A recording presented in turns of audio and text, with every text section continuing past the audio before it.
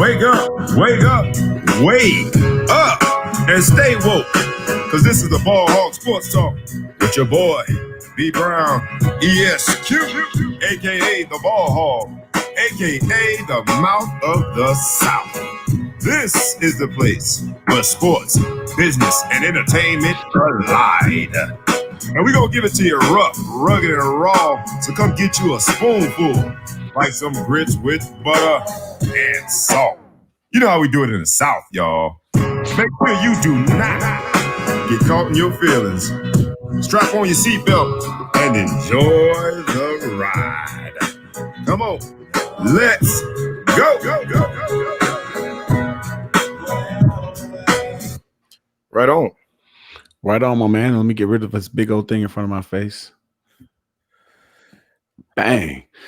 Hey, what's up, man? What's up? What's up with your boy, Big Flo? Man, Big Flo in the building. You got your boy, B Brown, ESQ, a.k.a. the Ball Hall, a.k.a. the Mouth of the South, a.k.a. Mr. Excessive Celebration. What's up, Big Flo? Man, nothing, guys. I know everybody watching the show is going to be like, that is so corny that they both got on orange. I swear, I probably haven't worn this shirt in a while, but I feel like, you do these podcasts, you get through your closet and you start to feel limited. So you're like, I want to give them something fresh. Obviously, you felt the same way. Yeah, we definitely didn't plan it. The worst part is, guys, I had a blue hat at first, but then I said, that's just too much. Blue hat, orange shirt, that's too much. So I'm going to give it to you guys. So at least they know we didn't plan this off the cuff. You ever did that? You and your homeboy supposed to go to the mall and then, you know what I mean? Like he got on the same shoes or something. Like one of us got to change. Whoever is most convenient to change, they got to change. Now, I'm going to tell you, it's crazy though how many times my son and I will come out to go somewhere together and we got on the same color scheme. Great minds think alike, brother. I'm telling you, it's crazy. He don't want to admit it though. Take my glasses off. I'm blind. Yeah, we in the building, man. You know what it is. Real quick before we get into what's up with the orange hat? Like, what did that come with? I mean, is it orange or is that camel color? It's like it's a what do they call that? Not camel. It is orange, but like a burnt orange. Like I don't want to say Texas orange, Longhorn orange. Is that what was that horse race show or whatever you go one of those outfits?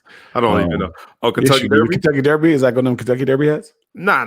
I have a Kentucky Derby event every year. What is the occasion that you wear that orange hat when you're not on the podcast? That's what we're trying to get. That's what the world wants to know. That's what we want. Like just depending on the coat I'm wearing or the shoes that I'm wearing, I would rock something like this. You know what I'm saying? It's big. It's kind of today is because I don't have a haircut. To be frank, but at the same time, I like hats.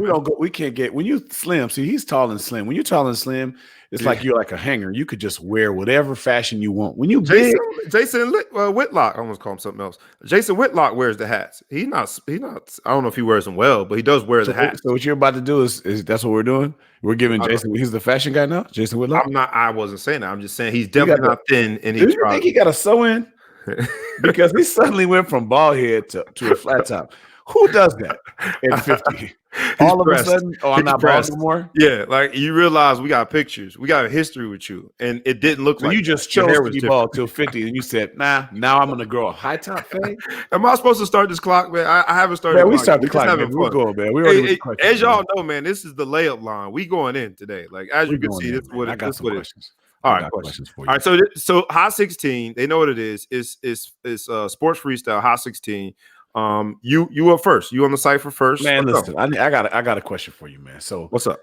Big Ten changed the rules. Changed the rules to allow Ohio State to play in the Big Ten championship. How you feel about that?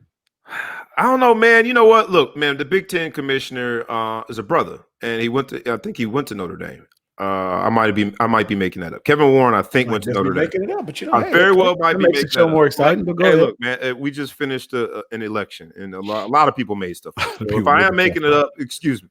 But I want to be mad at him, but the brother was in between a rock and a hard place. Like, what are you supposed to do? Like, they're your sweetest chance to win it. Okay. And like nobody else has a legitimate chance. And money is thin right now, bro. Like they didn't get paid when it came to March Madness. Mm-hmm. They're not really getting a lot. You know what I mean? All of the ticket money, not the concessions make that much money, but all the money that normally comes in throughout the season, it's been cut in half at least. All the expenses still there. So you got an opportunity to get the one bag that's still left within your grasp. I feel it, but I can't stand Ohio State. I don't want to hear that age. Like that's stupid to me. You need two people to spell Ohio in that state. That's You know what I mean? the hard part. You can't just get it by yourself. But Right. I got a follow-up question to that before Go I ahead. give what I think. Okay. So someone sent this text out to me from the text group today. Shout out to Lee Walker. He said, so the ACC is talking about, they said maybe they should cancel the championship game so that Notre Dame and Clemson should get in. Should they do that? No, that's too gangster. That might be going too far. I think that would be going too far. Okay. I mean, because I think Clemson and Notre Dame could both make it anyway. A, and then B, like, man, like the fans, I want to see some football. Like, you gotta remember, we at home tortured too. So I'm being selfish in my response. I'm tortured right now. I can't go out. I can't. I normally travel for work. I normally go to Notre Dame games. I can't, bro. This is bad. So I want to be entertained. Are you entertained? Are you entertained? Here's what I have to say to that. I say ACC cancel the game. Because if you go on the Big Ten thing, we both said, you know what? We can't blame them because if Northwestern plays Indiana, the winner doesn't get in, right? No. Unless there's some stretch, right? They got to pass Cincinnati to A&M, so they're not going to get in, right? Mm-hmm. So they say, hey, we want a chance at the Rock. We think we got one of the best 4 teams in the country, probably the best team in the country, and what they're thinking. So we got to go for stuff, and we got to change these rules, even though we made these rules up to do something right now, because our obligation is to ourselves, the Big Ten. So the Big Ten commissioner says, all right, we're going to just change the rules. We couldn't find anybody to play. We didn't want to let them play outside. We thought this is the lesser 2 evils. Just change the rules so Ohio State gets in. Okay, so now that's what we're doing now, right? We're changing rules so that you can go championship. Everyone says that's okay. So why shouldn't the ACC say, I'm just going to cancel my game? Maybe make up some sort of a COVID reason like Michigan did to get out of the Ohio State game. Make sure go for the too many. We couldn't field 2 teams here. It was unsafe. We wanted to make sure that these guys are okay. Whatever you want to say, you say it. Save face. But the ACC commissioner's obligation is to the ACC. If Notre Dame beats Clemson, Clemson's out. If Clemson beats the hell out of Notre Dame is out. The only thing for them both to get in is if Clemson beats Notre Dame in a really tight game, then they might both get in. But you still might squeak an A&M in depending on what they do. But right now, as it stands, they're the top 4. All right, you changed my mind. You actually just you got me changing my mind because selfishly, I want to see the football, but that gives room for the ACC to be selfish and make sure that both teams get in. Yeah. And look, Notre Dame played 10. How many is Clemson going to end up with? They've got 9 right now. Notre Dame's got the most wins in the country, 10. Or at least the most wins that are in the top 8. I don't think anyone's got more than 10 games. All right. So, yeah, you know what, man? Hey, I wouldn't be mad if if that's what we're doing, right? That's what we're doing. We're looking out for our conference. This is your 1 year to have a Notre Dame. Anybody else in the ACC that's undefeated could get passed up by a 2-loss SEC team, depending on who it is. But for Miami, because they look good this year. But you've got this cash cow that is Notre Dame in your back pocket for a year. Mm-hmm. I say go for broke. They're 10-0. They go in, right? You can't argue with Notre Dame beat Clemson. Nobody's going to get mad and jump Clemson because they look the product they put on the field is great. The quarterback. So really, they're not going to get pushed out, right? If you don't play that game, you cannot get Clemson out. That's such a. Can I say it? I'll say it. I mean, people get mad. I'm not talking about any particular gender. I'm just saying this is how we refer to it. That's such a whole move. That's a whole move, man. It is. But from a sports perspective, we've called anything like that. That's like the dude that. You know what I'm saying? You win the one game, like y'all playing video games. It's an unwritten rule. It's an unwritten rule. I get to play. I got to at least get a rematch. You know what I mean? It's just you and I here. Mm-hmm. Nobody in our age range, right? We're 20-something-year-olds, whatever, in college. Nobody plays just one game. No. You ain't going to let me get no playback. I can't get no get back. That's the only thing. That's the whole move. One of the reasons why they had Indiana, I don't know if Indiana was open, but they were saying Indiana was supposed to play Ohio State. Now I'm saying the pundits, the people out here just talking, the talking heads, nobody specific. They were saying, well, why should Indiana, they shouldn't have to play Indiana again. They already beat them again. They already did this, whatever, all this stuff, all these excuses. So we're just going to let them in the championship game. And I do hope Northwestern busts a hole in them.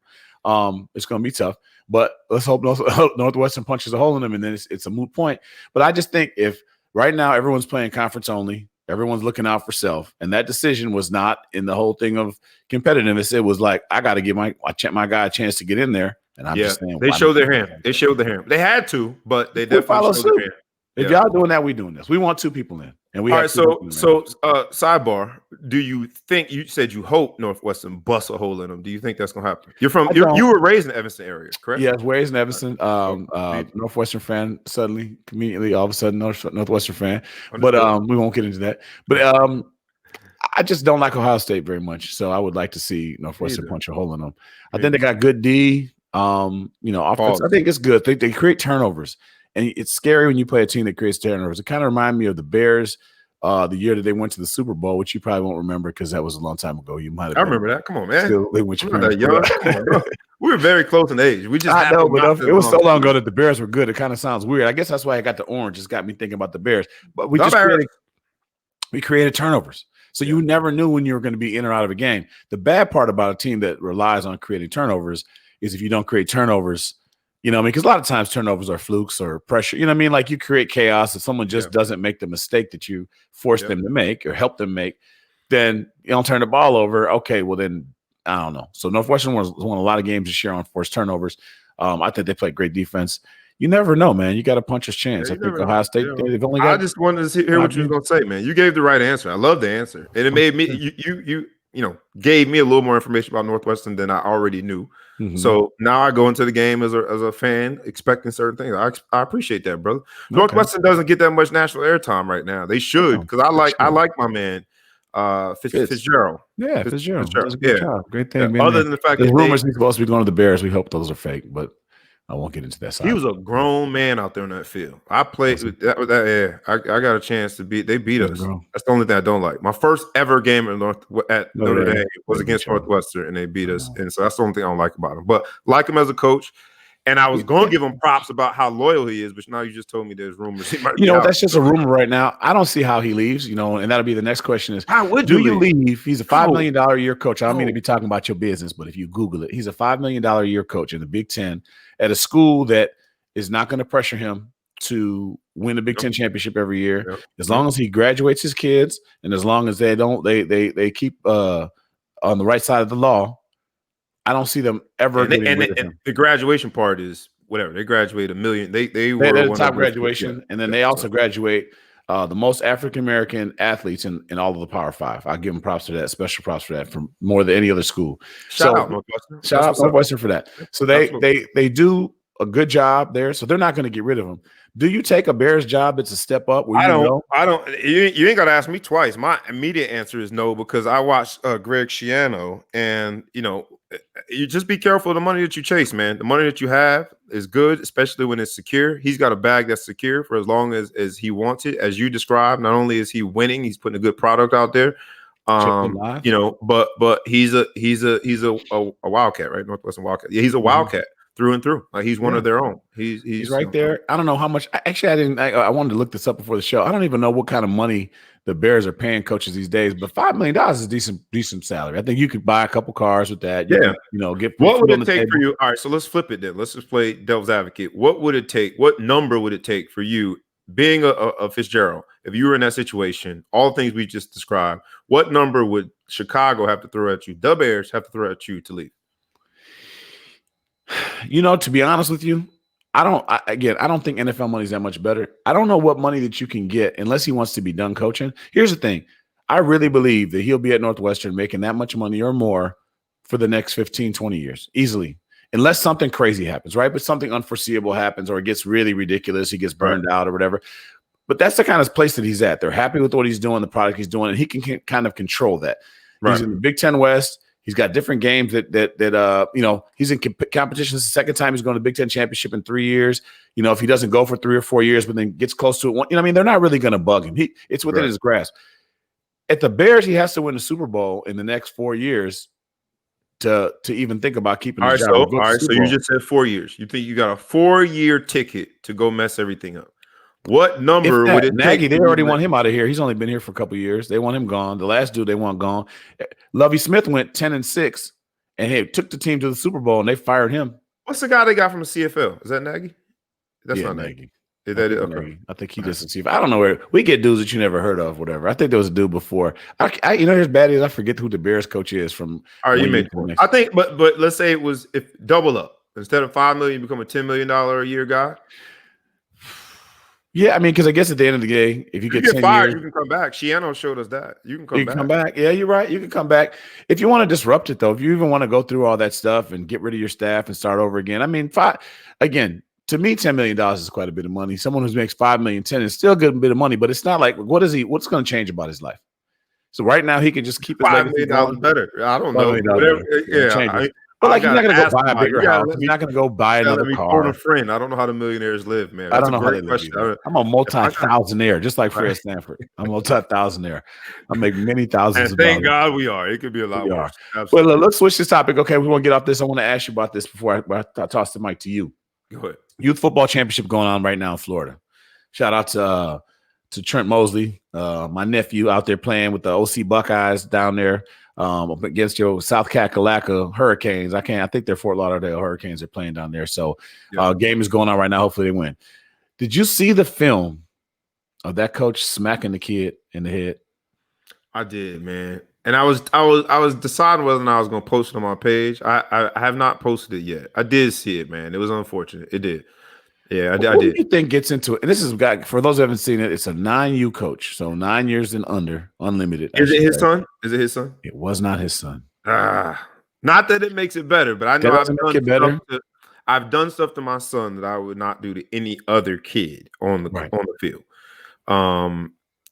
Did you hear his apology?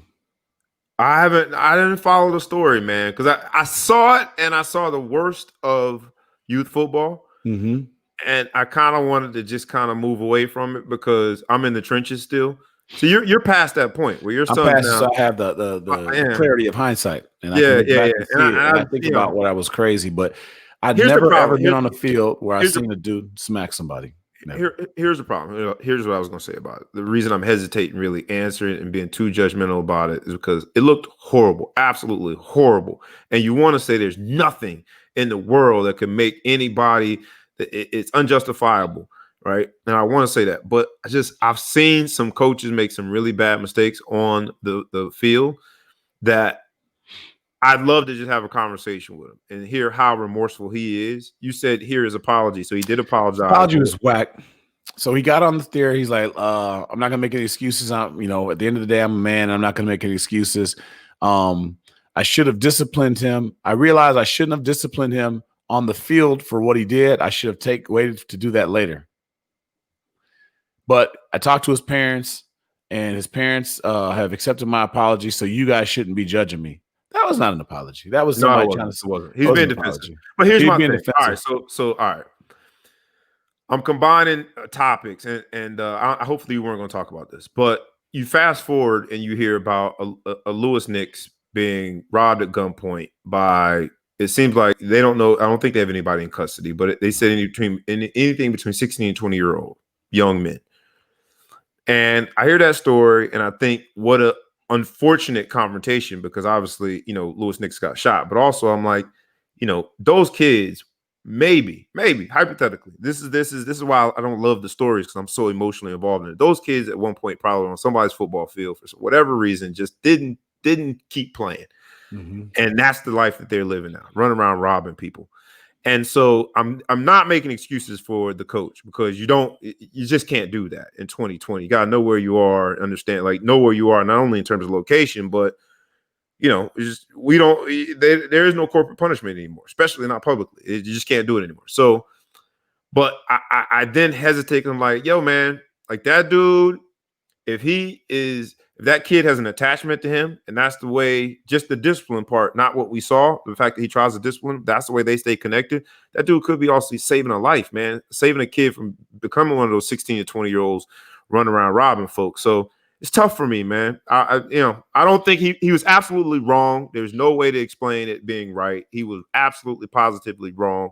But yeah, there are going to be a lot of people that judge him who aren't out there volunteering and making sure that they save that kid from whatever this is hypothetically, but whatever could potentially be out there, the life that he could be getting into. That's a long answer to stay away from actually answering it, but that's what makes me so hesitant to answer it. Now, I've only coached suburban kids, right? So I've only coached kids out there that their mom and dad would sue my mom and dad if I ever did anything crazy to their kids. So I can't claim I'm not saving lives. I'm not even going to try to claim that. I tried my hardest to help influence these kids, but these kids are not. It's either me or Xbox or something like, you know what I mean? So right. The only time I ever went off and lost either me or the opera. The only time I ever lost my my cool on a kid, and I feel like maybe I went overboard, was because a kid got mad in a drill and he grabbed a kid by his face mask and slammed him, right? Okay. So I went nuts on him. right? You were nuts on the kid. On the kid. I went, don't you ever do that. I didn't cuss him though, but I went nuts. I scared the kid and I told him to go run. And his daddy said, when he get back, could you talk to him a little bit about that? Because I don't know if he's going to be able to sleep tonight. So his dad was cool. Right. He got it. But that's the only time it's a safety issue or something like that. And again, I don't want to try to be brand new because I don't deal with the same issues that I'm dealing with. And sometimes, we have to be a little rougher in those situations. But a 9-year-old football game, guys travel out of town. I don't know what he could have done on the field that would deserve you to smack this kid in his head and then walk away and come back and smack him again. Because it wasn't the first time. Nobody reacted differently. It was 3 times. He hit him 3 times. Yeah. And nobody reacted weird. So that means he's been smacking these kids all year. And I disagree with it. The dude's a chump. He doesn't know how to coach. He's not doing whatever. If you think you're going to beat the kids in the playing, at the end of the day, it's a game. It's life that we're trying to teach them for, but it's still a game. So now let me just say, because I've seen a lot of the coaches, because I'm on the other side of the spectrum in terms of I'm in the community. I'm the parents. I am in a situation where a lot of these kids, this sport could save their lives. Like the stuff that I see is if you can imagine it, I see it from a family structure or lack thereof, and the support or lack thereof. I see it, right? It's inner city. And I do call people out when I see certain things. His was being physical with the kid, but even like using profanity, like you're berating the kid on the field, cursing them out. So I'll go and say something to the coach, or even the particular kid that's getting cursed out. I'm like, hey man, look, man, don't worry about it, man. Keep on playing or something like that. So when I see it, it's not like that I accept what is poor treatment of these kids. All I'm saying is that, I also am a little more sympathetic to the guy because I don't know whether or not anybody else is putting in time with that young man. And he needs somebody, the coach needs somebody to put his older coach, somebody he trusts, to put their arm around him and say, coach, that's not the way you do it. And they need to teach him that that's not the way you do it. But I'm not going to throw him under the bus too much because he's out there. So anyway. Okay. So what's up, man? Pass the mic, babe. Let's go. Pass the mic. I already started the time because I was in your time. So we switched up a little bit. We're going to be good. Hot 16. All right. For me, Paul George. Paul George just got paid. 5 years, over $200 million, guaranteed. Paul George was what I would describe as missing, right? Like missing in game 6 and game 7 of what should have been a path. They were up 3-1. Mm-hmm. Paul George was missing in the entire series, in my humble opinion, based on my expectations of him, but absolutely objectively missing in game 6 and game 7, right? Kawhi carried him in 6. Kawhi looked tired in 7. Paul George looked like Paul George of the entire series in game 7. Mm-hmm. Average. That's why Paul George is the example of why I said earlier, you and I had a quick conversation, why I'm keeping the basketball in my son's hand, man. $220-something million guaranteed. And he was average at best. Average. They're focusing on his length, what he can do, potential. You get paid on potential in the NBA. Like basketball is the get paid on potential league. You get drafted on potential, right? Football, you got to do some dynamic. Charlie Ward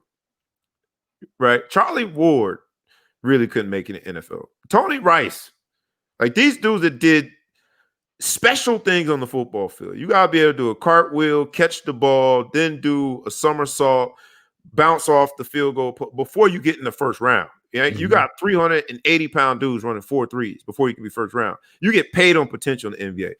That's the example of why I got my son.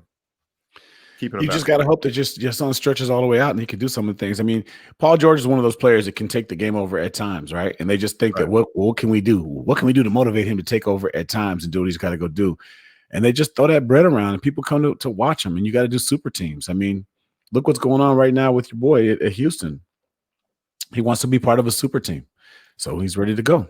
He's decided he will be a part of the super team. But that's the model. I ain't mad at him. Like, why am I going to try to reinvent the wheel? Y'all dudes they just ranked the NBA players, and number 1 and number 2 both play for the same team. Number 1, LeBron. Number 2, AD. Like, right. You got the 2 top dudes on the same team. Like, that's where we're at now. Yeah, absolutely. I think so. I'm assuming Paul signed with the Clippers again. I actually didn't see the contract. Yeah, no, yeah, he with the Clippers, With the Clippers, and it yeah. was, I think, They 5 figured years, if they didn't get 200 the and money, he was going to want to get up out of there. And they thought, okay, we missed our chance with the Clippers this year. Clippers been trying to win a championship for so long. They don't care how much they had to spend. They don't care. They're trying to do it. They're going to try to go get another piece and see what they can go do. They blame Doc Rivers for all of that, and I don't know, man. I'm tired of people blaming Doc Rivers stuff. They right blocked it. All right, so last topic, man. And then I'll save everything else for next week. Hot 16. We'll finish up. You know what I'm saying? I got the mic right now. Close it out with the fact that the NBA has decided not to test its players for marijuana this year. No marijuana testing, which is interesting to me. So for a few reasons. First, they're calling it marijuana, and it's got so many names.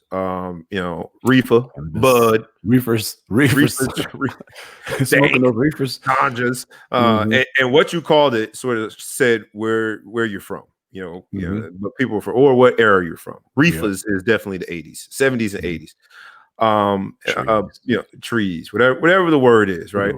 Whatever the word is, and we don't have to say whether or not we support or don't support, consumption on this show, but there's this whole movement, right? Because in different states they're legalizing now. So the NBA has decided not to test. I'm assuming the NFL is close behind. And don't employers, like whether it be, pharmaceutical sales guys, whether it got, investment bankers, as states start to legalize, I'm assuming that employers are going to have to stop testing. Well, in California right now, it's illegal. I don't know how to phrase this. You cannot say that your employees can't smoke weed. Like you have to allow your kids. You can't test for it. You can't make this a thing of employment. I mean, look at it. It's alcohol. There's prohibition in the 1920s or whatever. Prohibition was over, and alcohol was looked at the way we look at weed. And now people drink every day. You drink at work. You. I mean, pretty soon you're gonna be able to expense an ounce when you go out and smoke with your customer. I mean, that's coming. When crazy, right? It's coming though. They're gonna have lounges that you can smoke weed, and you're gonna go out there and buy your customer. Have you ever seen anybody? Let's go back, way back. I'm talking about back in time. Have you ever seen anybody that was able to play while, and let's not say no names, but I'll give the first account. I saw somebody in Little League, man, because I played in one of them programs where, football saved their lives. Some people made a difference. So when we were about 13, man, this dude on our team was behind the little storehouse, we used to call it, smoking weed before the game. And I was like, first of all right, I'm like, I knew young cats smoked, but luckily I was in a different household. We wasn't rocking like that in Betty Brown's house. It wasn't going down like that. Joseph and Mary weren't doing that at my house neither. Yeah, it ain't happening. We ain't doing that. But I was in awe that the dude was smoking, and then I was just perplexed. Like, wait a minute, we got a game. This was after weigh-in. Like, how the weigh-in, you go get your wristband sweet. That's what I was doing today. Yeah. He went and he was smoking. I was like, so confused. Some people can do that, man. I see people that go to the gym and they work out high or whatever. I don't know how.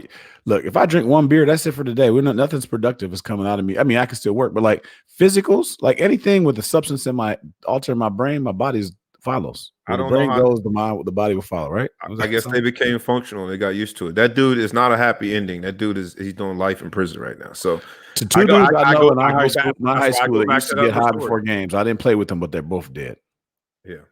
Yeah, they were before my time. I'm not gonna mention their names because that's not my business. But the ones that came to mind when you thought about who used to get high before games, and then they both passed away. It tripped me out that this dude was doing this in Little League, and then right before the game. You know what I'm saying? So I go back to the Little League coach. Good? He was wrong. Yeah, he was sweet. Yeah, he was nice. He was nice. Yeah, he was sweet. He was straight up sweet. But he ended. And if I say what he did to go to prison for life, somebody might know who it is. So I ain't gonna say that. But anyway, yeah. He's already embarrassed for being in prison for life. I don't think the little weed when he was a kid is really gonna make much of a difference. No, not at all. No, but I'm saying, I'm not gonna family and stuff. All right, so pop quiz. All right, pop quiz. Okay. You didn't know this was coming. I didn't know it was coming. All right, all of these different names: reefer, dank, ganja, all that. All right, but on the ballot for us in New Jersey, it was called cannabis. All right. Okay. How do you spell cannabis? Pop quiz. WEED. Don't do that to me, dude. For real. I got educated, man. I'm good. I don't have an English degree. I have a degree in marketing. No, I only laugh because I didn't know what was on the ballot, and I'm I get to the word, I feel the same way. I'm educated, and I'm like, I'm reading it, but like I had to read it a few times because I didn't think that was the spelling of it. I probably could get it right, but I'm not going to do that because you got me like that. I'm not going to do that. You're not going to get it right. I see people get those questions, those those street quizzes, and start asking people questions. They answer stupid questions the wrong way. I'm not going to do that. WEED, you know what I mean? WEED, I hear you. No, this was a good Hot 16, man. Sports freestyle. Yo, man, we're building this thing. We appreciate everybody for watching, tuned in. Tomorrow, I got some real hot stuff tomorrow in the morning for the Ball Hog Sports Talk. Please tune in. You can find us on YouTube Live. You can find us on Facebook Live. I got some real dope stuff that I'm gonna roll out tomorrow in the morning. So I'm looking forward to the show tomorrow. I'll tune in, you guys. The Big Flow show's coming out to you. I'm working on my little intro. You're gonna see it. You can probably hear it here first if I don't get a show next week, but be on the lookout, guys. Peace.